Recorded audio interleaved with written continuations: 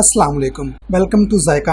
आज हम tomato sauce बनाएंगे। ये टमाटो सॉस हम पिज़्ज़ा में यूज़ कर सकते हैं, हम सैंडविचेस में यूज़ कर सकते हैं, हम किसी भी ब्रेड के साथ इसे लगा के खा सकते हैं। ये टमाटो सॉस बहुत ही मज़े की बनती है। तो चलिए अपनी रेसिपी स्टार्ट करते हैं। इसके लिए जो हमें इंग्रेडिएंट्स चाहिए, आधा चाय का चम्मच नमक, आधा चाय का चम्मच लहसुन का पाउडर, आधा खाने का चम्मच दड़ा मिर्च या कुटी हुई मिर्च, आधा चाय का चम्मच ऑर्गेनो, आधा चाय का चम्मच टिक्का मसाला और टमाटो केचप हाफ कप। अब हम इन सब चीजों को एक बाउल में डाल के अच्छी तरह मिक्स कर लेंगे।